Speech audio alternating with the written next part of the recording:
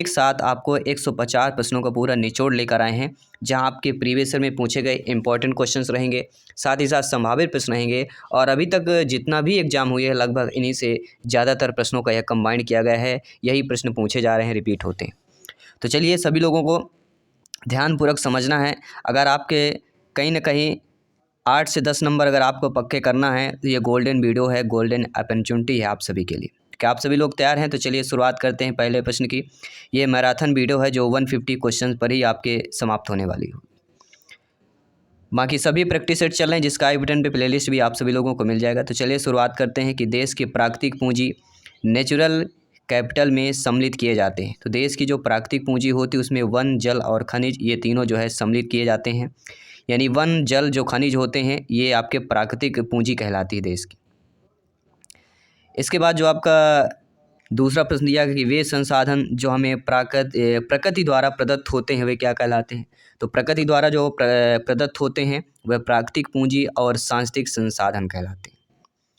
इसके बाद अगला प्रश्न है जो प्रीवियस ईयर में पूछा गया प्रश्न था कि निम्नलिखित में से कौन एपिसोडिक अम्लीकरण का कारण है। तो पिघलने वाली जो बर्फ़ कहलाती है यह एपिसोडिक अम्लीकरण का कारण होता है। इसके साथ ही अगला प्रश्न है कि सौर विकिरण की सबसे महत्वपूर्ण भूमिका कहाँ होती है। तो सौर विकिरण की जो सबसे महत्वपूर्ण भूमिका होती है वह जल चक्र पर होती है। तो यहाँ पे जल चक्र वाला ऑप्शन सही हो जाएगा। इसके बाद है कि राष्ट्रीय पर्यावरण अभियांत्रिकी शोध संस्थान NEERI ये कहाँ पर स्थित है। तो आप सभी लोग जानते समझते हैं, ज्ञानी सर्वव्याख्याता लोग हैं कि राष्ट्रीय परिचर्या की रूपरेखा जो अभियांत्रिकी शोध संस्थान है ये आपके नागपुर में स्थित है। इसके साथ ही हम बात करेंगे आपके अगले प्रश्न की NEERI राष्ट्रीय पर्यावरण अभियांत्रिकी शोध संस्थान कार्य करता है। किस पर यह कार्य करता है। तो ये दोस्तों आपके विज्ञान प्रौद्योगिकी एवं मंत्रालय के अधीन जो कार्य करता है। ये जो राष्ट्रीय पर्यावरण अभियांत्रिकी शोध संस्थान है किसके अंतर्गत कार्य करेगी, इसको कार्य कौन कराता है। तो विज्ञान और प्रौद्योगिकी मंत्रालय के अधीन ये संस्था होती है। इसके बाद है कि सतत विकास जो होता है किसके लिए आवश्यक होता है। तो सतत विकास जो होता है दोस्तों वह आपके जैविक विविधता का संरक्षण का, प्रदूषण नियंत्रण का और निरोध तथा निर्भरता को कम करने के लिए आवश्यक होता है। इसके साथ ही अगला प्रश्न कि पृथ्वी शिखर सम्मेलन में 21वीं सदी के लिए पर्यावरणीय विकास हेतु कार्यक्रम निर्धारित किए गए हैं और इन कार्यक्रमों को नाम क्या दिया गया है। तो दोस्तों जब पृथ्वी शिखर सम्मेलन में 21वीं सदी के लिए बात की गई तो कहीं एजेंडा 21 के नाम से जाना जाता है। एजेंडा 21 मतलब पृथ्वी शिखर सम्मेलन 21वीं सदी, ये कार्यक्रम की शुरुआत की गई। इसके साथ ही अगला प्रश्न है कि Rio+20 घोषणा पत्र इसका शीर्षक क्या था। तो Rio+20 जो घोषणा पत्र है इसका जो शीर्षक है द फ्यूचर वी वांट।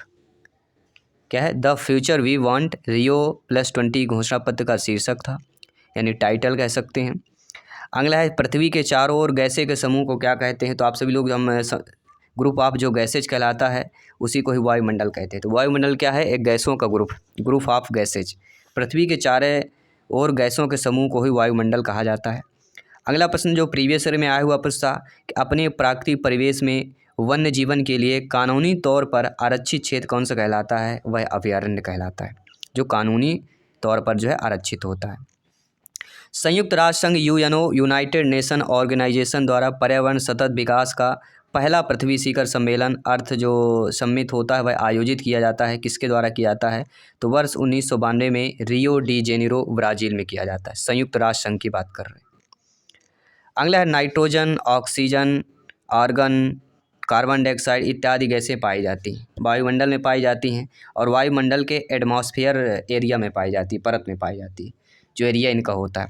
लेकिन ये भी जान लीजिए कि नाइट्रोजन 78% होता है, ऑक्सीजन 21 होता है, आर्गन 0.93% होता है, कार्बन डाइऑक्साइड 0.038% होता है। ठीक है, तो प्रतिशत के साथ हम आपको बता रहे हैं कि ये वायुमंडल एटमॉस्फेयर एरिया में पाई जाती है। अगला नोवेल जो गैसें होती हैं इनमें गैस जो वायु में नहीं पाई जाती है। तो नोवेल गैस जो वायु में नहीं होती ये कहलाती है रेडान। रेडान एक ऐसी नोवेल गैस है जो वायु में नहीं पाई जाती। इसके साथ ही अगला प्रश्न है कि वातावरण में सर्वाधिक गैस का प्रतिशत है। तो नाइट्रोजन है 78, हम बता ही चुके हैं आप सभी लोगों को, इसलिए हमने प्रतिशत वाइज दिखा दिया था ताकि आगामी जो क्वेश्चन है क्योंकि पूछे जाते हैं ये रिपीट हो सकते हैं और अक्सर TT फैमिली में TT एग्जाम में पूछे जाते हैं। यदि पृथ्वी पर पाई जाने वाली पेड़ पौधे जो वनस्पतियाँ होती हैं समाप्त हो जाए तो किस गैस की कमी होगी। अब ये सोचिए कि जो यदि पेड़ पौधे पृथ्वी है इनसे किस गैस की प्राप्त होती है, तो पेड़ पौधे क्या करते हैं, ऑक्सीजन को ग्रहण करते हैं कि CO2 ग्रहण करते हैं, सभी बताइए। पेड़ पौधे जो होते हैं वह कार्बन डाइऑक्साइड CO2 को क्या करते हैं, ग्रहण करते हैं। और मनुष्यों के लिए जो प्राणवायु है O2 उसको क्या करते हैं, उत्सर्जन करते हैं। यानी अगर प्राणवायु चाहिए मनुष्यों के लिए, जो हर एक मनुष्य के लिए प्राणवायु ऑक्सीजन है, तो पेड़ पौधे लगाएं। इसलिए कहते हैं पेड़ पौधे लगाएं, क्योंकि पेड़ पौधे हमें क्या देते हैं, ऑक्सीजन देते हैं, प्राणवायु देते हैं। ठीक है। अगला वह कार्य जो पेड़ पौधों का नहीं है, वायु का प्रदूषण, पृथ्वी के कार्बन चक्र, अर्थ जो कार्बन साइकिल होता है, इसमें कार्बन डाइऑक्साइड की मात्रा को नहीं बढ़ाते। देखिए वह कार्य आपका प्रकाश संश्लेषण फोटोसिंथेसिस कहलाता है, जो पेड़ पौधे का नहीं, वायु का प्रदूषण, पृथ्वी के चक्र में कार्बन डाइऑक्साइड की मात्रा को नहीं बढ़ाता है। प्रकाश संश्लेषण फोटोसिंथेसिस की बात की जाती है, और अक्सर प्रकाश संश्लेषण से एग्जाम में प्रश्न आता ही आता है। अगला कि कवक जो होता है, जो फंगस होते हैं, कवक का किसी पौधे के जड़ के साथ सहजीवन क्या कहलाता है, तो कवक का किसी पौधे के साथ जड़ के साथ सहजीवन को ही किसको क्या बोलाते हैं, माइकोराइजा बोला जाता है। इसके साथ यह कि कीटभक्षी पौधे अपना भोजन स्वयं बनाते हैं या नहीं, यूट्रिकोरिया, नेफेंथसिस, ड्रोसेरा एवं डायनिया जो पौधे होते हैं ये कीटभक्षी के कहलाते हैं। क्या होंगे, कीटभक्षी। अगला आम के वृक्ष का अर्धतना जो परजीवी होता है वह आपके लोस्थस कहलाता है, और इसके साथ ही परिस्थिति अध्ययन की आधारभूत जो इकाई कहलाती है वह परिस्थिति तंत्र इकोसिस्टम कहलाता है। परिस्थिति तंत्र इकोसिस्टम का प्रमुख चालक बल माना जाता है वह शारीरिक विकिरण, जिसे हम सोलर रेडिएशन के नाम से जानते हैं। अगला आहार जो जाल होती है, डाइट जो नेट होते हैं, इसकी विविधता में वृद्धि परिस्थिति तंत्र अर्थात इकोसिस्टम पर क्या प्रभाव पड़ता है, तो आहार जाल जो डाइट होता है इसकी विविधता की वृद्धि पर स्थिरता में क्या होती, वृद्धि होती है। जो इकोसिस्टम या परिस्थिति तंत्र में स्थिरता में क्या होती, वृद्धि हो जाती है। समान परिस्थिति तंत्र की स्थिरता प्राप्त होती है तथा कायम रहती है, तो इकोलॉजिकल सिस्टम में वह कहलाता है आपको ऑटोमेटेड जो प्रोसीड्यूर होते हैं, अर्थात समान परिस्थिति तंत्र की स्थिरता प्राप्त होती है या कायम रहती है, वह कहलाता है स्वसाम्यवस्थित क्रियाविधि। ध्यान रखिएगा। अगला कि परिस्थिति तंत्र जो होता है, first use of ecosystem word का प्रयोग सर्वप्रथम किसने किया है, तो एजी टांसले ने किया है। ये अत्यधिक बार जो है आपके शिक्षक भर्ती में प्रश्न पूछा गया, रिपीट होता है और अक्सर पूछा जाता है। श्वसन की क्रिया जो होती है आपके, वह कौन सी कहलाती, तो अपचायक रूप में होती है। और आप सभी लोग जानते हैं कि प्रकाश संश्लेषण जो फोटोसिंथेसिस होता है किस में होता है, लाल व नीले रंग में होता है। तो ये भी आपका इंपॉर्टेंट है, प्रश्न आ गया कि जो प्रकाश संश्लेषण क्रिया किस में होती है, तो लाल और नीले रंग, याद रखिएगा। प्रकाश संश्लेषण की क्रिया जो फोटोसिंथेसिस होता है, इसमें कार्बन डाइऑक्साइड अर्थात CO2, जल H2O क्रम से किस प्रकार में होते हैं, तो कार्बन डाइऑक्साइड आपका अपचयन होता है, और पानी जो होता है, कार्बन डाइऑक्साइड अपचयन के रूप में और पानी ऑक्सीकरण के रूप में होता है। अगला प्रश्न, सभी उपभोक्ताओं में गुण पाया जाता है, तो सभी जो उपभोक्ताएं होती हैं उनमें किस प्रकार का गुण पाया जाता है, तो उसमें परपोषी गुण पाया जाता है। किस प्रकार का, परपोषी गुण। द्वितीयक उत्पादक क्या कहलाते हैं, तो द्वितीयक जो उत्पादक होते हैं वह परपोषी उपभोक्ता जंतुओं को कहलाते हैं। और आपको पता है खाद्य जाल से संबंधित, उपभोक्ता संबंधित प्रश्न पूछा ही जाएगा। वे जंतु जो दूसरे जंतुओं का शिकार करके अपना भोजन प्राप्त करते हैं कहलाते हैं, तो वह आपके प्रीडेटर्स कहलाते हैं, याद रखिए। कुछ जंतु शाकाहारी मांसाहारी दोनों होते हैं, वे क्या कहलाते हैं, तो जो शाकाहारी मांसाहारी जो जंतु जीव कुछ भी हो वो सर्वभक्षी कहलाते हैं, चाहे मनुष्य हो चाहे जानवर हो। अगला, प्रकृति का मेहतर किसे कहा गया है, जी हाँ, नेचर स्कैवेंजर। तो नेचर स्कैवेंजर किसे कहा जाता है, तो अपघटक जो होते हैं, डिस्कम्पोजर जो होते हैं, और जो कवक फंग होते हैं। अपघटक, कवक, डिस्कम्पोजर, फंगी। तो अपघटक और कवक ये होते हैं प्रकृति के मेहतर कहलाते हैं। क्यों कहलाते हैं, क्योंकि प्रकृति में जो भी सड़े गले पदार्थ होते हैं, जिन जीव की मृत्यु हो जाती है, उनको जो क्या करते हैं, वहन करते हैं, इसलिए मेहतर यानी साफ सफाई कहा गया है। तो प्रकृति का मेहतर अपघटक और कवक कहलाते हैं। जीवी एवं अजीव घटकों में स्थापित करते हैं, तो जीवी और अजीव घटकों में अपघटक को जो है स्थापित करते हैं। और इसके साथ ही किसी भी परिस्थिति तंत्र इकोसिस्टम में एक निश्चित समय में अजीवित पदार्थ की मात्रा को संज्ञा प्रदान की जाती है, वह कहलाती खड़ी अवस्था। क्या हो जाएगी साथियों, खड़ी अवस्था इज द राइट आंसर। खाद्य श्रृंखला जो फूड चेन होता है इसमें ऊर्जा का प्रभाव किस प्रकार के होता है, तो एक ही दिशा में होता है। सभी लोग जानते हैं खाद्य श्रृंखला का होगा एक ही ऊर्जा का जो दिशा कहलाता है एक ही कहलाता है। और एक संपूर्ण समुदाय इकोसिस्टम के सभी जीवों से संबंध स्थापित करता है वह खाद्य जाल फूड वेब कहलाता है।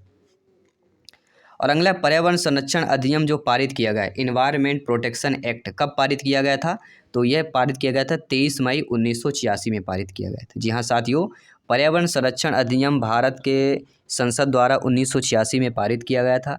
संविधान के अनुच्छेद 253 के तहत यह 19 नवंबर 1986 को लागू हुआ था। और इस अधिनियम का उद्देश्य मानव पर्यावरण पर संयुक्त राष्ट्र सम्मेलन के निर्णयों को लागू करना था। अगला, राजीव गांधी ने अपने शासनकाल में शुरू क्या किया था, तो गंगा कार्य योजना व गैप जिसे नाम से जाना जाता है। तो गंगा कार्य योजना किसने शुरू किया, गैप किसने शुरू किया, 1985 में राजीव गांधी जी ने शुरू किया था। यह राजीव गांधी के शासनकाल में शुरू हुआ था। इंदिरा गांधी द्वारा 1972 में विश्व की सबसे बड़ी वन्यजीव परियोजना कहलाती है, लार्जेस्ट वाइल्ड लाइफ प्रोजेक्ट कब प्रारंभ हुआ है, ये वन्यजीव संरक्षण अधिनियम 1972 में। जी हाँ, इसे वाइल्ड लाइफ प्रोटेक्शन एक्ट 1973 के नाम से जाना जाता है, वन्यजीव संरक्षण अधिनियम इंदिरा गांधी द्वारा 1972 में, याद रखिएगा। राष्ट्रीय हरित न्यायाधिकरण अधिनियम एनजीटी नेशनल ग्रीन जो ट्रिब्यूनल एक्ट होता है कब पारित किया गया है, तो 18 अक्टूबर 2010 को जो है पारित किया गया है। कब, राष्ट्रीय हरित न्यायाधिकरण अधिनियम एनजीटी को कब पारित किया गया है, 18 अक्टूबर 2010, याद रखिएगा। प्रथम बार चौथी पंचवर्षीय योजना के दौरान क्या जोड़ा गया, तो 4th 5 ईयर जो प्लान है इसके साथ पर्यावरण के विकास के साथ जो है जोड़ा गया था। इसके साथ ही है कि एक भौमिकी प्रक्रिया क्या होती है, तो एक भौमिकी प्रक्रिया को अपदाय बोला जाता है। इसके बाद है कि जो पौधे सूर्य के प्रकाश में सबसे अच्छी तरह से विकसित होते हैं वे पौधे कहलाते हैं हेलियोफाइट्स। जो पौधे बिना सूर्य के प्रकाश के, जी हाँ सोचिए, बिना, क्योंकि सूर्य के प्रकाश से इनको ऊर्जा मिलती है, अब बिना सूर्य के प्रकाश से जो पौधे विकसित होते हुए हेलियोफाइट्स कहलाते हैं। अक्सर आपने देखा घर के अंदर ही जो पेड़ उगाए जाते हैं ना, वो हेलियोफाइट्स ही होते हैं जो बिना सूर्य के प्रकाश से भी जीवित रहते हैं और बढ़ते रहते हैं। अगला, सूर्य के प्रकाश की कम तीव्रता में सबसे अच्छे उगते हैं, तो सूर्य के प्रकाश की कम तीव्रता में सियोकाइट्स, छाया में उगने वाले वनस्पति भी होते हैं जिसे हम सियोकाइट्स बोलते हैं। फिर अगला, सूर्य के प्रकाश में रंग होते हैं, तो सूर्य के प्रकाश में मौजूद रंग 7 प्रकार के होते हैं, लाल, पीला, हरा, नीला, आसमानी, बैगनी, नारंगी। और इस पद्धति में सूर्य के प्रकाश में 7 प्रकार के रंगों को शरीर के विभिन्न अवयव जो है ग्रहण करते हैं। सूर्य में कितने रंग निकलते हैं, 7। विटामिन डी जो मिलती है ना, इन्हीं 7 रंगों से मिलती है। अगला है, वे जंतु जिनका रुधिर गर्म होता है और जो अपने शरीर का तापमान किसी भी वातावरणीय परिस्थिति में स्थिर बनाए रखते हैं। तो रुधिर जो गर्म होता है, बॉडी टेम्परेचर, वो कौन से कहलाते हैं, वह पक्षी स्तनधारी होते हैं, आपके होम्योथार्मिक या एंडोथार्मिक कहलाते हैं। तो होम्योथार्मिक, एंडोथार्मिक कौन से पक्षी कहलाते हैं, जिनका रुधिर गर्म होता है। अगला जो प्रश्न है कि वायुमंडल का ठंडा होना या गर्म होना प्रत्यक्षतः सूर्य ताप के कारण न होकर यह निर्भर होता है, तो यह कहलाता है भौमिक विकिरण पर कहला जाता है। हालांकि मानव को सामूहिक जीवन प्रदान किया जाता है, तो मानव को सामूहिक जीवन प्रदान के ह्यूमन वेइंग लाइफ जो होता है वह एनिमल हेम्बेंड्री कहलाता है, जिसे हम पशुपालन कहते हैं। तो मानव को सामूहिक जीवन में क्या प्रदान किया गया है, पशुपालन। खेती की सर्वाधिक पुरातन प्रणाली की अगर बात करते हैं तो कहीं ना कहीं झूम खेती आती जो असम में, और एक स्थानांतरित कृषि आती, ये दोनों खेती की पुरातन है।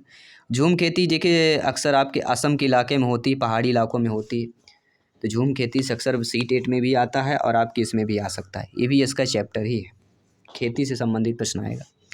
विश्व तथा भारत में आज भी झूम या स्थानांतरण कृषि प्रचलित है, कहाँ कहाँ प्रचलित है, तो दक्षिण पूर्वी एशिया और पूर्वोत्तर भारत में। पूर्वोत्तर भारत वही असम का इलाका आ जाता है, ठीक है, मेघालय वगैरह।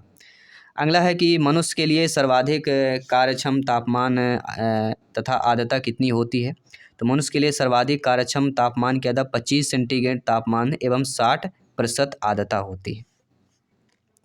अगला, प्रौद्योगिक क्रांति सर्वप्रथम प्रारंभ हुई, तो प्रौद्योगिक क्रांति सर्वप्रथम इंग्लैंड में जो है प्रारंभ हुई थी। और सांस्कृतिक पर्यावरण के विभिन्न तत्वों का विकास एवं संवर्धन किस काल में संभव हुआ है, तो कृषि विकास के विभिन्न चरणों और अवस्थाओं में संभव हुआ है। मानव भूगोल के जन्मदाता की संज्ञा प्रदान की गई थी, the father of human geography Friedrich Ratzel को जो है संज्ञा प्रदान की गई है। इसके साथ ही पर्यावरणीय समस्याओं का प्रादुर्भाव प्रारंभ हुआ था, वह दोस्तों कहलाता है औद्योगिक क्रांति एवं आर्थिक निश्चयवाद से किया गया था। अगला मेघ विजन या क्लाउड सीडिंग में यौगिकों का प्रयोग किया जाता है। तो मेघ विजन जो होता है, जो क्लाउड सीडिंग होता है, इसमें ठोस कार्बन डाइऑक्साइड एवं आयोडीन के यौगिक प्रयुक्त किए जाते हैं। इकोलॉजी जो शब्द है, इसका प्रयोग सर्वप्रथम अर्नेस्ट हेकेल ने 1869 में किया था। तो ये चीज़ें भी आपको रिमाइंड करना है, ध्यान रखना है। अगला पारिस्थितिकी के जनक की संज्ञा प्रदान की गई है, फादर ऑफ इकोलॉजी, तो अर्नेस्ट हेकले का ही नाम आता है, सभी लोग जानते हैं। पारिस्थितिकी अर्थात इकोलॉजी के अंतर्गत पारस्परिक अध्ययन किया जाता है, वह कहलाता है आपका वातावरण एवं जीव समुदाय का अध्ययन किया जाता है। अगला आता है रंध्रों का खुलना और बंद होना किस पर निर्भर करता है। तो रंध्र जो होते हैं ना, स्टोमेटा जिसे बोला जाता है, ये प्रकाश पर निर्भर करता है। रंध्रों का खुलना और बंद होना किस पर निर्भर करता है, प्रकाश पर निर्भर करता है। वाष्पोत्सर्जन की प्रक्रिया जो कहलाती है वह जैविकी कहलाती है, बायोलॉजिकल होता है। इसके साथ विटामिन ए, डी, कैरोटीन के निर्माण में महत्वपूर्ण भूमिका होती है, तो इसमें प्रकाश की महत्वपूर्ण भूमिका होती है। इसके साथ साथ आप सभी लोग जानते हैं कि अल्पदीप्तकाली पौधे जो कहलाते हैं वह तंबाकू और सोयाबीन कहला जाएगा। इसके साथ साथ आप जानते हैं कि छाया प्रति पौधों को क्या बोला जाता है, तो छाया प्रति पौधों को हेलियोफोबस बोला जाता है। अगला एंजाइम क्रियाशील या एंजाइम जो फंक्शनल होता है, इसका सर्वोत्तम ताप 25 से 30 सेंटीग्रेड माना गया है। इसके साथ ही कि एंजाइम का विकृतीकरण होता है, तो एंजाइम का जो विकृतीकरण होता है वह 60 से 70 सेंटीग्रेड पर होता है। अगला दिया गया कि अल्पाइन जो वृक्ष होता है यह भारत में कहाँ पाए जाते हैं। तो अल्पाइन जो वृक्ष होते हैं यह भारत के 3600 से लेके 4000 मीटर ऊंचाई पर पाए जाते हैं। ये वन प्रायः आपके हिमालय, दक्षिण ढलानों, दक्षिण और उत्तर पूर्व के अधिक ऊंचाई वाले भागों में पाए जाते हैं। अधिक ऊंचाई पर प्रायः जो होते हैं शीतोष्ण कटिबंधीय घास के मैदान पर पाए जाते हैं। अगला जो प्रश्न है कि स्थानीय बर्फ लाइन जो होता है, जिसे हम स्नो लाइन बोलते हैं, इस भारत की ऊंचाई में है। तो स्थायी जो बर्फ लाइन की भारत की ऊंचाई मानी गई वह लगभग 4000 मीटर मानी गई। अगला अंकुरण के लिए बीजों को कम तापमान पर रखना क्या कहलाता है। अगर अंकुरण को हो तो उनको कम तापमान पर रखना पड़ता है, ठीक है, तो उसी को ही बसंतीकरण कहते हैं। क्या कहा जाता है, बसंतीकरण। अगला मरुद्भिद पौधे जो होते हैं इनमें प्राय पत्तियां बदल जाती हैं। तो मरुद्भिद पौधे में किस प्रकार की पत्तियां बदल जाती हैं, इनकी जो पत्तियां कांटों के रूप ले लेती हैं, उन्हीं को ही मरुद्भिद पौधे बोला जाता है। आर्द्रता ह्यूमिडिटी को मापा जाता है किसके द्वारा, तो सापेक्षिक आर्द्रता की प्रतिशत इकाई में इसको मापा जाता है। अगला जो प्रश्न है कि वनस्पतियों के सड़ने की से गैस कौन सी निकलती, तो जो वनस्पतियां सड़ती हैं उन्हीं से ही मीथेन गैस निकलती है। अगला वायुमंडल में आर्गन गैस की मात्रा कितनी है, तो 0.93 है, जो हम आपको ऑलरेडी पहले बता चुके हैं। अगला प्रश्न जो प्रीवियस में पूछा गया प्रश्न है कि इसरो में उपग्रह परियोजना निदेशक बनने वाली पहली महिला कौन थी। जी हाँ साथियों, इसरो में उपग्रह परियोजना निदेशक बनने वाली पहली महिला कहलाती है अनुराधा टीके जी, याद रखिए। अगला भारत में अवनालिका क्षरण से सर्वाधिक प्रभावित क्षेत्र कौन सा कहलाता है, मालवा का पठार क्षेत्र और चंबल घाटी क्षेत्र कहलाते हैं। संसार का सबसे बड़ा लोयस मैदान कौन सा है, वह चीन का कहलाता है। और वायु द्वारा उड़कर दूसरे स्थान पर पहुंची जो मृदा मिट्टी होती है उसी को वातोड़ मृदा कहते हैं, इकोलियन सॉल्स बोला जाता है, जो अक्सर उड़कर जो मिट्टी पहुंच जाती है। अधो मृदा के स्तर के स्थान को क्या बोलते हैं, उसको बी स्तर बोलते हैं। जो अधो मृदा होती है उसको संस्तर को वी स्तर बोला जाता है। तो मिट्टियों से संबंधित गहराई से प्रश्न पूछा जाता है। अगला कि ऊर्जा का प्रवाह है, एनर्जी फ्लो एक दिशा में होते हुए भी कई पथों से गुजरता है, उसको खाद्य जाल में। जी हाँ, ऊर्जा का प्रवाह एक ही दिशा में होता है लेकिन कई पथ से गुजरता है, उसको किस में गुजरता है, तो खाद्य जाल में गुजरता है। पर इसकी विज्ञान इकोलॉजी में ऊर्जा मापने की इकाई जो होती है, एनर्जी मेजरिंग यूनिट जो होता है, वह एक ऊष्म या हीट कहलाता है। अगला है प्रकृति की एक क्रियात्मक इकाई कौन सी कहलाती है, तो प्रकृति की एक जो क्रियात्मक इकाई होती है वह पारिस्थितिकी तंत्र अर्थात इकोसिस्टम कहलाता है। पर स्थितिक तंत्र की विचारधारा को कार्ल मोबियस तथा कोल्स ने संज्ञा प्रदान की है, तो क्रमशः बायोसिनोसिस तथा माइक्रोग्राम में जो है प्रदान की है। साथियों, पर्यावरण इन्वायरमेंट क्या होता है, हमारे चारों ओर का वातावरण जो हमें और अन्य जीवधारियों को प्रभावित करता वही इन्वायरमेंट पर्यावरण कहलाता है। भारत में सबसे अधिक वन जो लार्जेस्ट फॉरेस्ट है किस प्रदेश में? तो सबसे अधिक वन आपके मध्य प्रदेश है, जो भारत का दिल कहा जाता है। क्षेत्रफल की दृष्टि में सर्वाधिक वनावरण वाले 3 राज्य हैं। मध्य प्रदेश आता है पहले 77,414 वर्ग किलोमीटर। फिर दूसरे नंबर पे अरुणाचल प्रदेश है, तीसरे नंबर पे आपका छत्तीसगढ़ आता है। अगला है, पौधे अपनी खाद्य निर्माण प्रक्रिया में कार्बन डाइऑक्साइड गैस वायुमंडल से लेते हैं, इसके बदले में जीवधारियों को क्या देते हैं? ऑक्सीजन देते हैं, O2 देते हैं। अगला है, carbon dioxide CO2, sulphur dioxide SO2, carbon monoxide CO द्वारा कौन सा प्रदूषण होता है? तो वायु प्रदूषण, एयर पोल्यूशन बोला जाता है। CO2 द्वारा, SO2 द्वारा, CO यानी कार्बन डाइऑक्साइड और सल्फर डाइऑक्साइड और आपका कार्बन मोनोऑक्साइड, ये तीनों आपके वायु प्रदूषण एयर पोल्यूशन कहलाते हैं। अगला, बायोकेमिकल ऑक्सीजन डिमांड परीक्षा, BOD के नाम से भी ये जाना जाता है। अक्सर एग्जाम में BOD के नाम से भी पूछा जाता है। तो बायोकेमिकल ऑक्सीजन डिमांड जो परीक्षा कहलाती है किस प्रदूषण को मापने के लिए होता है? तो जल प्रदूषण के लिए होता है। जो वाटर पोल होते हैं ना, जल प्रदूषण मापने के लिए BOD का इस्तेमाल किया जाता है, बायोकेमिकल ऑक्सीजन डिमांड का यूज किया जाता है। पैराक्सी एसिटनॉल जो होता है, जी हाँ, पैराक्सी एसिटिल नाइट्रेट C2H3NOS, ये क्या कहलाता है? ये एक वायु प्रदूषक होता है, ये भी, जी हाँ, पैराक्सी एसिटिल नाइट्रेट ये भी आपका वायु प्रदूषक होता है। राष्ट्रीय पर्यावरण अनुसंधान केंद्र NEERI ये कहाँ पर है? तो राष्ट्रीय पर्यावरण अनुसंधान केंद्र ये आपके नागपुर महाराष्ट्र पर है। साथियों, अगला प्रश्न है कि वायुमंडल में ओजोन परत हमारी रक्षा किन किरणों से करती है? तो परावैंगनी किरणों से करती है। सभी लोग ध्यान दीजिए अच्छे तरीके से। वायुमंडल में कौन सी गैस सर्वाधिक मात्रा में पाई जाती है? तो वायुमंडल नाइट्रोजन, लगभग 78% आपको बता चुके हैं। तो किसी भी प्रकार से, किसी भी टाइप से पूछा जा सकता है, ठीक है, दोनों प्रकार से पूछा जा सकता है। आकाश नीला किसके कारण दिखाई देता है? तो आकाश नीला जो है प्रकीर्णन के कारण दिखाई देता है। इसरो ने किसके अध्ययन के लिए आदित्य L1 को अंतरिक्ष में भेजा है? प्रीवियस ईयर में आया हुआ प्रश्न है, तो सूर्य को भेजा था। जी हाँ, इसरो ने सूर्य के अध्ययन के लिए आदित्य L1 को जो है भेजा है। अगला, ग्रीन हाउस प्रभाव के कारण पृथ्वी का तापमान बढ़ता या घटता है? तो ग्रीन हाउस प्रभाव के कारण जो होता है, ये पृथ्वी का तापमान लगातार बढ़ रहा है, ग्लेशियर पिघल रहे हैं, इसी समुद्र तल का जलस्तर भी बढ़ रहा है, इसलिए जो है ये संकट जो स्थल जो 1/3 स्थल है वो उसका डूबने का खतरा भी इसी तरह बढ़ रहा है। यानी जलस्तर बढ़ेगा, ग्लेशियर पिघलेगा, बर्फ रूप में पानी में आ जाएगा, समुद्र में जाएगा, समुद्र का पानी स्तर बढ़ेगा तो स्थल क्या हो जाएगा? ये कम हो जाएगा।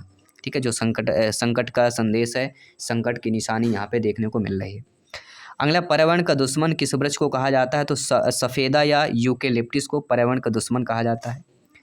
ग्रीन हाउस प्रभाव क्या है? तो ग्रीन हाउस प्रभाव यह सूर्य की किरणें या पृथ्वी पर आ जाती है, लेकिन कार्बन डाइऑक्साइड को घेरे कारण वापस नहीं आ जाती है, तो इसको ग्रीन हाउस प्रभाव बोला जाता है।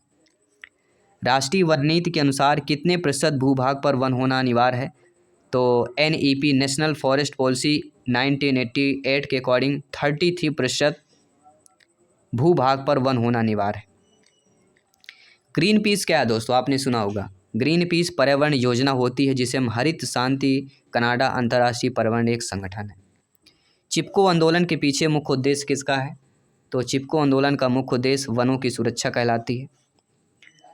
अगला, भारत सरकार द्वारा केंद्र में पर्यावरण विभाग की स्थापना किस वर्ष में की गई है? तो भारत सरकार द्वारा केंद्र में पर्यावरण विभाग की स्थापना आपके 1980 में अर्थात 1980 में की गई, याद रखिए।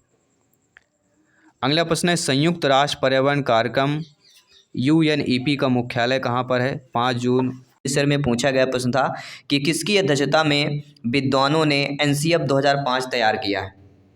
तो किसकी अध्यक्षता में विद्वानों ने NCF 2005 तैयार किया है? प्रोफेसर यशपाल। जी हाँ, तो साथियों, प्रोफेसर यशपाल की अध्यक्षता में विद्वानों ने NCF 2005 किया था, या प्रीवियस ईयर में पूछा गया प्रश्न।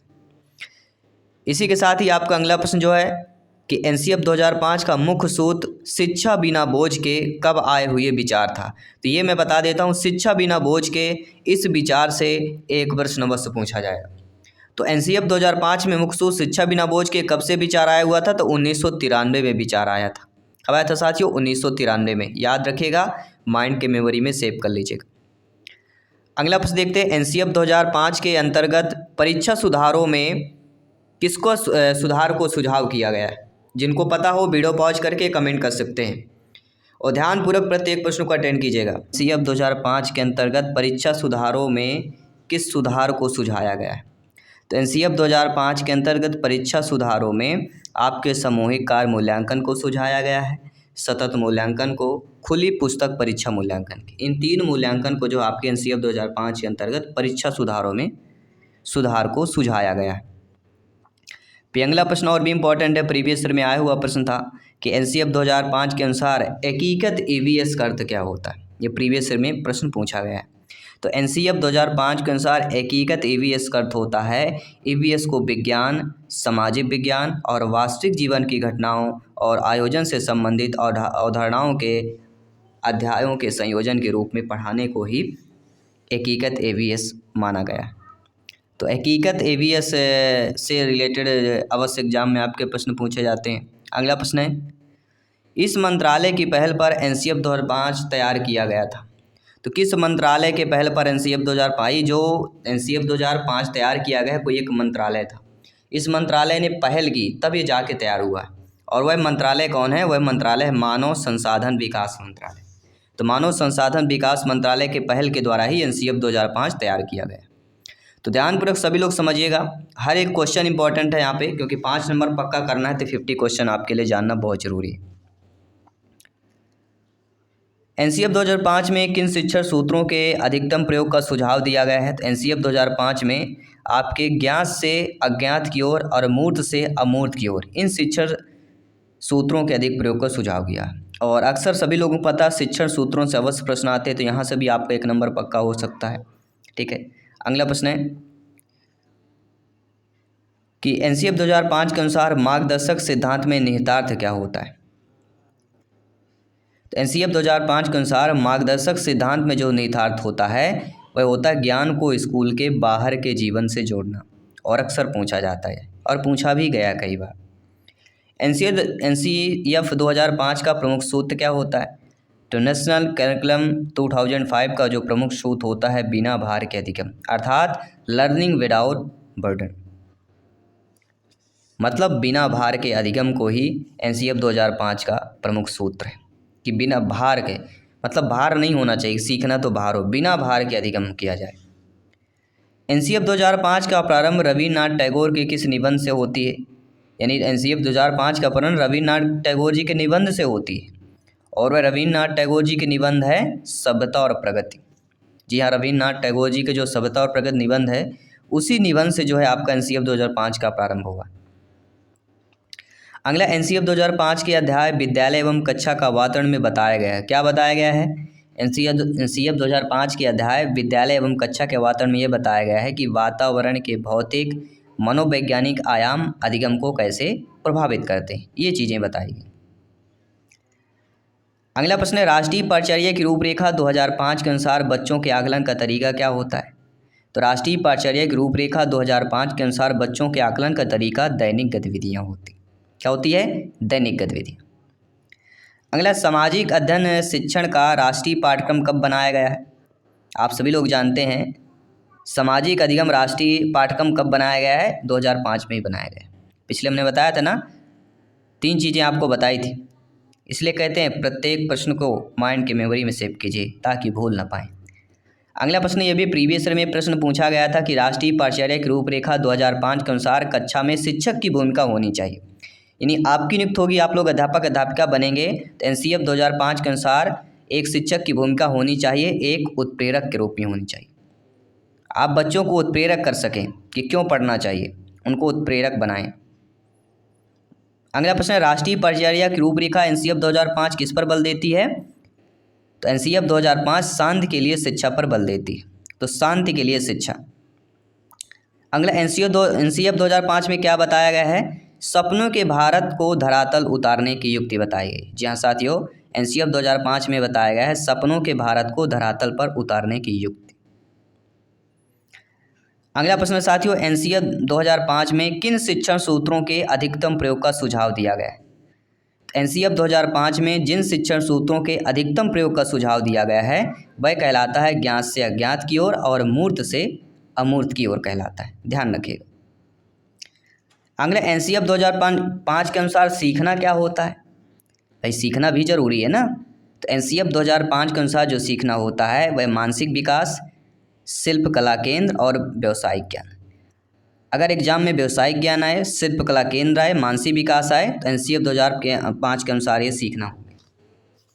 याद आए कि शिल्प कला केंद्र सीखना किस पर आधारित होगा? आरटी एक्ट 2009 या एनसीईएफ 2005 या कोई और आपका टीएटी परीक्षण कुछ भी दिया जा सकता है। एनसीईएफ 2005 के अनुसार सीखना शिल्प कला केंद्र और मानसिक विकास का सीखना और व्यवसायिक, ये तीनों टॉपिक से पूछा जाए एनसीईएफ 2005 ही करना है।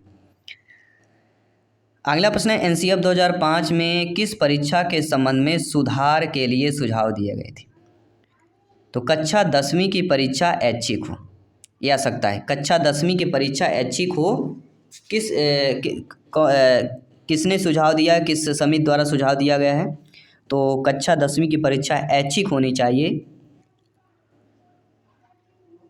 एनसीईएफ 2005 में सुधार के लिए सुझाव दिया गया था कि कक्षा 10वीं की परीक्षा ऐच्छिक रूप में लिया जाए। पाठ्यक्रम का निर्माण की आवश्यकता क्यों होती है? ये भी एक इम्पॉर्टेंट पॉइंट है आपका, क्योंकि आप सभी लोग भली बात ही जानते हैं, आप सभी लोग भावी अध्यापक अध्यापिका हैं, शिक्षक बंधु हैं। तो पाठ्यक्रम का निर्माण आवश्यक क्यों होता है? पाठ्यक्रम का निर्माण इसलिए आवश्यक होता है ताकि शिक्षा के उद्देश्यों की प्राप्ति हो सके। क्या हो सके? शिक्षा के जो उद्देश्य होते हैं उनकी प्राप्ति हो सके। एनसीईएफ 2005 का भाषा फार्मूला है, इससे एक प्रश्न अवश्य आएगा, ध्यान रखिएगा। भाषा के फार्मूला से प्रश्न आता ही आता है। तो त्रिभाषा फार्मूला सभी लोग जानते हैं, एनसीईएफ 2005 में त्रिभाषाई फार्मूला होता है। इसमें प्रथम भाषा, द्वितीय भाषा, तृतीय भाषा कौन कौन से होती है एनसीईएफ में? तो प्रथम भाषा जो होती है हिंदी, जो कि राष्ट्रीय भाषा या राजकीय भाषा होगी। द्वितीय भाषा अंग्रेजी, जो अंतर्राष्ट्रीय भाषा कहलाती है। और तृतीय स्थानीय भाषा होती पंजाबी, संस्कृत, तमिल या कुछ भी आप ले सकते हैं, बुंदेली, अरबी, कुछ भी ले सकते हैं। बघेली भाषा, बुंदेली भाषा, अरबी भाषा, ठीक है, फारसी भाषा। तो प्रथम भाषा होगा वह हिंदी होगा, जो कि राष्ट्रीय भाषा और राजकीय भाषा होगी। दूसरा अंग्रेजी, जो कि अंतर्राष्ट्रीय भाषा है। और तृतीय भाषा जो कहते हैं घर की भाषा, जिसे हम स्थानीय भाषा कहते हैं, ठीक है। तो इन त्रिभाषी सूत्र आपका आधारित है। अगला एनसीईएफ 2005 में सुझाव दिया गया है कि सूचना को क्या मानने से बचा जाए। एनसीईएफ 2005 में बताया किसी भी सूचना को क्या मानने से बचा जाए। तो एनसीईएफ 2005 का कहना कि कोई भी जब सूचना होती तो उसको ज्ञान मानने से बचना चाहिए। यानी सूचना ज्ञान नहीं होती, उससे बचना है। कोई सूचना है तो उसको ज्ञान नहीं मान लेना। ये किसके अकॉर्डिंग? एनसीईएफ 2005 के अनुसार। एनसीईएफ 2005 के अनुसार बच्चों की गलतियाँ क्यों महत्वपूर्ण होती हैं? ये भी अच्छा पॉइंट है। देखिए एनसीईएफ 2005 में बच्चों की गलतियाँ इसलिए महत्वपूर्ण होती हैं क्योंकि ये समाधान को पहचानने में सहायता करती हैं। गलतियाँ होंगी तभी तो सीखेंगे आप, ठीक है ना। तो गलतियाँ होंगी तभी सीखेंगे। और अक्सर जो पहली बार में जीत हासिल कर लेता है वो जीत का अच्छा स्वाद नहीं चख पाता। जो दूसरी या तीसरी बार करता है तो वो अच्छे तरीके से समझता है, वो परिश्रम, वो परिस्थितियाँ सब कुछ समझता है। ऐसा नहीं है कि फर्स्ट बार में किसी को क्वालिफाइड नहीं होना चाहिए, सबको ही होए, लेकिन जो द्वितीय तृतीय बार में जो मज़ा आता है ना वो अवश्य हो, क्योंकि उसका चीज़ लोग समझते हैं, उसकी एबिलिटी समझते हैं, उसको प्राथमिकता देते हैं। शिक्षा बिना बोझ के जो एनसीईएफ 2005 का प्रमुख स्रोत होता है, इसका अर्थ क्या होता है? तो शिक्षा बिना बोझ के एनसीईएफ 2005 का प्रमुख स्रोत होता है कि पाठचर्या के बोझ को कम करना होता है। अब आपको समझ में आ गया कि शिक्षा बिना बोझ के फार्मूला क्यों लाया गया है, ताकि जो पाठचर्या का बोझ है उसको कम किया जा सके।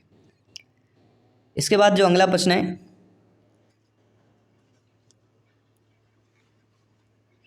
एनसीईएफ 2005 सिफारिश करता है कि प्राथमिक स्तर पर गणित की शिक्षा का केंद्र होना चाहिए। एनसीईएफ 2005 क्या सिफारिश करता है कि जो प्राथमिक प्राइमरी स्तर है वह गणित शिक्षा का केंद्र कैसा होना चाहिए? कक्षा में पढ़ाए गए नए टॉपिक्स को विद्यार्थी बालक बालिका के दैनिक जीवन से जोड़ना। यानी गणित को पढ़ाना तो उनके जो दैनिक चीज़ें में होती हैं उन सामग्री को इस्तेमाल करना, उन चीज़ों को इस्तेमाल करना, उन संख्या को इस्तेमाल करना और उदाहरण के तौर पर वही चीज़ें बताना जो बच्चे डेली देखते हैं, सुनते हैं, करते आ रहे हैं। दैनिक जीवन जोड़ना मतलब।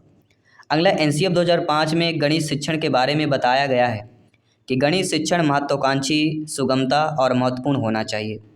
यहाँ महत्वाकांक्षी का मतलब क्या होता है? तो जो शिक्षण महत्वाकांक्षी दिया गया है, तो यहाँ पर महत्वाकांक्षी का जो मतलब होता है कि गणित के उच्च उद्देश्य की प्राप्ति या गणित के उच्च लक्ष्य की प्राप्ति। सभी लोग समझते जाइएगा, यहीं से प्रश्न बनेगा, यहीं से क्रिएट होगा। ये बन गए तो एनसीएफ आपका पार हो जाएगा। एनसीएफ 2005 में गणित की लंबी आकृति का मतलब क्या होता है? गणित की लंबी आकृति एक शब्द आएगा एनसीएफ 2005 में, जब आप पढ़ेंगे, इसकी थ्योरी पढ़ेंगे तो थ्योरी का पूरा निचोड़ लेकर आएंगे। तो एनसीएफ 2005 में गणित की जो लंबी आकृति का मतलब होता है एकता संकल्पना पर दूसरी संकल्पना बनाना, यानी एक संकल्पना पर दूसरी संकल्पना बनाना, ये होगा एकता। मुझे लगता है मिसप्रिंट हुआ है। एक संकल्पना पर जो है दूसरी संकल्पना बनाना ही गणित की लंबी आकृति का मतलब होता है।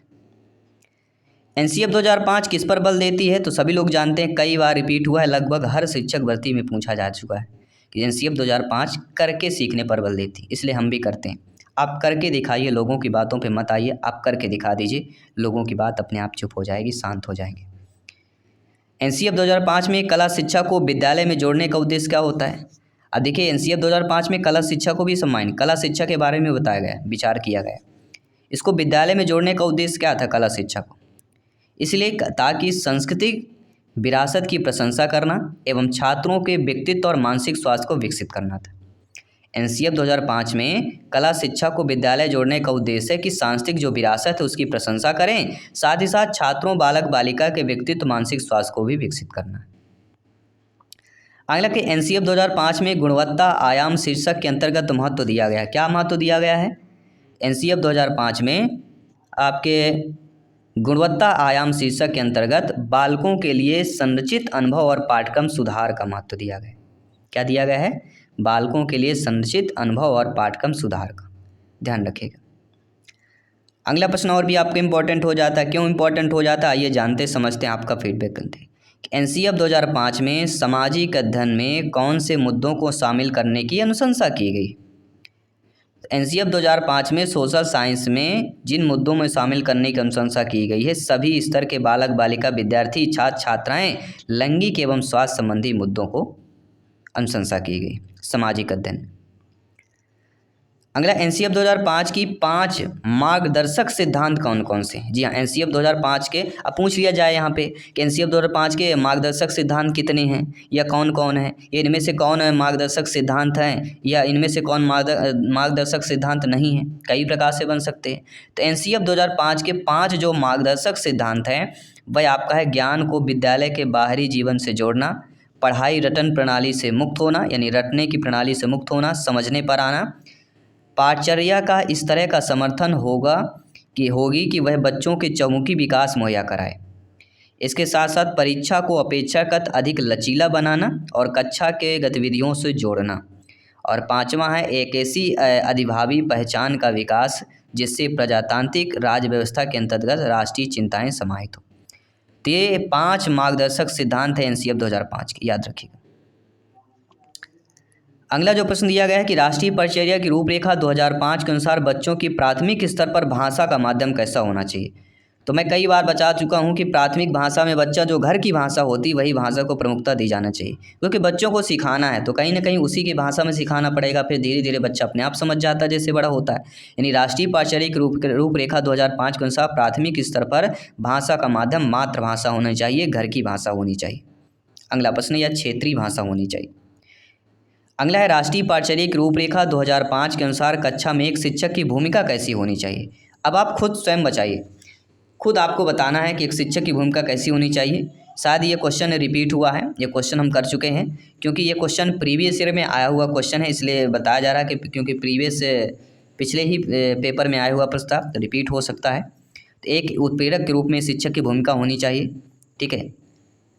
अगला जो प्रश्न है कि राष्ट्रीय परिचर्या की रूपरेखा 2005 के अनुसार बच्चों के आकलन का सही तरीका क्या होता है? तो बच्चों के आकलन का सही तरीका होता है दैनिक गतिविधियां, याद रखिए।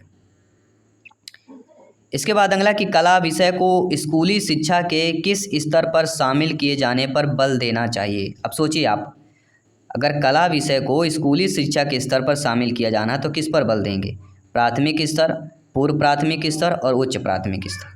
यानी प्राथमिक स्तर उसमें शब्द जुड़ा होगा, चाहे प्राथमिक है, चाहे पूर्व, चाहे उच्च प्राथमिक स्तर है, इन तीनों स्तरों पर जो है कला विषय को स्कूली शिक्षा के स्तर पर शामिल किए जाने पर बल देना ही एनसीएफ 2005 पे ये बात की गई है।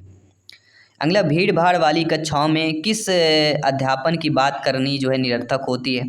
तो जब भीड़ भाड़ होगा, बहुत भीड़ भाड़ होगा, भीड़ भाड़ वाली कक्षा होगी, तो उस कक्षा में अगर आप अध्यापन संबंधी अगर सृजनशीलता की बात करते तो वह निरर्थक हो जाएगा, क्योंकि भीड़ भाड़ है। तो समझ गए सभी लोग, भीड़ भाड़ का मतलब सृजनशीलता की बात निरर्थक। किसका कहना है? एनसीएफ 2005।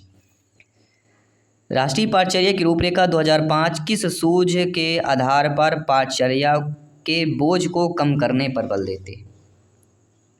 एनसीएफ 2005 किस सूझ के आधार पर राष्ट्रीय पाठचर्या को बोझ को कम करने पर बल देती है? अब स्वयं सोचिए, किसी भी बोझ कम करने का बल क्यों दिया गया है? भाई रीजन भी बताना पड़ता, ध्यान रखिएगा, कोई चीज़ नियम फार्मूला तो उसका रीजन बताना पड़ता है, ठीक है ना। तो क्यों किया गया है? ताकि बिना शिक्षा बिना बोझ के हो सके, इसलिए एनसीएफ 2005 जो है शिक्षा बिना बोझ के सूझ के आधार पर पाठचर्या को बोझ कम करने का बल दिया गया है। राष्ट्रीय पाठचर्या की रूपरेखा 2005 के अनुसार गणित शिक्षण का लक्ष्य कैसा होना चाहिए? तो राष्ट्रीय पाठचर्या रूपरेखा 2005 के अनुसार गणित शिक्षण का जो लक्ष्य होना चाहिए, अमूर्त चिंतन का निर्माण करना, तार्किक ढंग से सोचना, संचालित करने की योग्यता का विकास करना। 3 पॉइंट याद रखें, अमूर्त चिंतन का विकास, तार्किक ढंग से सोचना और संचालित करने की योग्यता विकसित करना। इसके साथ ही दोस्तों अगला प्रश्न है कि एनसीएफ 2005 की संस्तुतियों के अनुसार कक्षा 1, कक्षा 2 के विद्यार्थियों बालक बालिका के लिए मूल्यांकन का तरीका कैसा होगा? अब आप स्वयं सोचिए, आपकी नियुक्त हो चुकी है, आप लोग अध्यापक अध्यापिका बन गए हैं, आप जो है कक्षा 1 और 2 के अध्यापक अध्यापिका बने हुए हैं। तो इन एनसीएफ 2005 के संस्तुतियों के अनुसार मूल्यांकन का तरीका कैसा होगा आपके लिए विद्यार्थी बालक बालिका? तो मूल्यांकन का तरीका परीक्षण के आधार पर होगा। किस आधार पर? परीक्षण के आधार पर। ऑपरेशन ब्लैक बोर्ड का परिणाम क्या निकला है? तो ऑपरेशन ब्लैक बोर्ड का परिणाम है कि राष्ट्रीय शैक्षिक योजना 1986 आई। इसके बाद फिर आपका राष्ट्रीय शिक्षा नीति 2020 हुई, जो कि लागू 2022 में हुई है। आई 2020 में है लेकिन लागू 2022 में हुई, ये ध्यान रखें। तो नाटक विधि में रुचि लेते हैं, जो नाटक विधि होती है उसमें किस प्रकार के बच्चे रुचि लेते हैं? तो प्राथमिक स्तर के बच्चे, छात्र बालक बालिकाएं नाटक विधि में रुचि लेते हैं, क्योंकि उनको इंटरेस्ट होता है, उनको कैसे होता है कि अब आगे क्या होगा, ऐसा होगा। तो बच्चे थोड़ा क्रिएटिव सोच होते हैं, ये ध्यान रखिएगा। बच्चे सोचते हैं कि ये ऐसा होता है, वो करते भी हैं। यदि आप कक्षा में रामायण प्रकरण पढ़ाना चाहते हैं तो कौन सी विधि को श्रेष्ठ मानेंगे? तो रामायण प्रकरण पढ़ाने के लिए कहानी विधि होती। अक्सर आप देखते होंगे जो बच्चे होते हैं प्राथमिक स्तर के, या कह सकते हो छोटे बच्चे होते हैं, वो अक्सर देखते हो कोई गाड़ी वाहन चलाते तो अपने मुख से स्वयं आवाज़ निकालते हैं। ट्रैक्टर चलाएंगे तो ठक ठक करेंगे, यानी छोटा ही रहेगा, खिलौना ही रहेगा, लेकिन वो प्रतिक्रिया देते हैं कि ऐसा चलता है, वो स्वयं करके देखते हैं। गाड़ी चलेगी, पी पी फार, ऐसे खुद मुख से निकालेंगे। तो ये चीज़ें होती हैं, तो रुचि बच्चे लेते हैं और प्रतिक्रिया भी करते हैं। अगला जो प्रश्न है कि पढ़ाते समय चित्र दिखाने में सबसे महत्वपूर्ण लाभ होता है, वह किस पर होता है? तो अगर पढ़ाते समय बच्चों को आप चित्र दिखाते हैं तो पाठ को समझाने में सहायता मिलती है चित्र के माध्यम से, क्योंकि आप प्राइमरी के बच्चों को पढ़ा रहे होते हैं। अगला, शिक्षा के क्षेत्र में पाठचर्या शब्दावली की ओर संकेत करता है। तो शिक्षा के क्षेत्र में जो देखा जाए, पाठचर्या जो शब्दावली होती है ये किस ओर संकेत करती है? तो यह विद्यालय के संपूर्ण कार्यक्रम जिसमें प्रतिदिन अनुभव प्राप्त होता है, इन शब्दावली की ओर ये संकेत करती है। सभी लोग समझते जाइएगा, फीडबैक करते जाइएगा। कोई दीवाना कहता है, कोई पागल समझता है, कोई दीवाना कहता है, कोई पागल समझता है, ये धरती की बेचैनी को बस बादल समझता है। तो सभी लोग समझते हैं, ये बेचैनी जो सफलता प्राप्त करने की है, जिसकी भूख है वही समझ सकता है और वही मेहनत करता है, वही अव्वल आता है, ध्यान रखिएगा। एनसीएफ 2005 में सुझाव दिया गया है कि जिसमें सूचना को क्या मानने से बचा जाए? तो सूचना को ज्ञान मानने से बचा जाए। ये इंपॉर्टेंट है, रिपीट हुआ प्रश्न इंपॉर्टेंट है, ध्यान रखिएगा, रिमाइंड करिएगा, इससे प्रश्न रिलेटेड पूछा जाएगा। एनसीएफ 2005 सिफारिश करता है कि प्राथमिक स्तर पर गणित की शिक्षा का केंद्र कैसा होना चाहिए? तो एनसीएफ 2005 सिफारिश करता है कि गणित की शिक्षा का केंद्र जो है कक्षा में पढ़ाए गए टॉपिक को विद्यार्थी बालक बालिका के दैनिक जीवन से जोड़ना। तो इस रूप में भी आपका प्रश्न पूछा जा सकता है कि प्राथमिक स्तर पर गणित की शिक्षा का केंद्र होता है कक्षा में जो पढ़ाए गए टॉपिक्स होते हैं, बिंदु होते हैं, उनको विद्यार्थियों के दैनिक जीवन से जोड़ना। ठीक है, दो तीन प्रश्न और बचे हुए हैं, कंप्लीट करते हैं इस सेशन को। अगला प्रश्न साथियों के एनसीएफ 2005 में गणित की लंबी आकृति का मतलब क्या है? तो ये भी हम आपको बता चुके हैं। गणित की लंबी आकृति मतलब एक संकल्पना पर दूसरी संकल्पना बनाना ही लंबी आकृति का मतलब होता है। अगला जो प्रश्न है कि एनसीएफ 2005 के अनुसार बच्चों की गलतियां क्यों महत्वपूर्ण होती हैं? इसलिए महत्वपूर्ण होती है कि ये समाधान को पहचानने में सहायता करती हैं। ये सारे इंपॉर्टेंट क्वेश्चन। अगला, विद्यालय शिक्षा का अब तक नवीनतम राष्ट्रीय दस्तावेज कौन सा है? तो विद्यालय शिक्षा का अब तक सबसे जो नवीनतम राष्ट्रीय दस्तावेज है वह एनसीएफ 2005 है।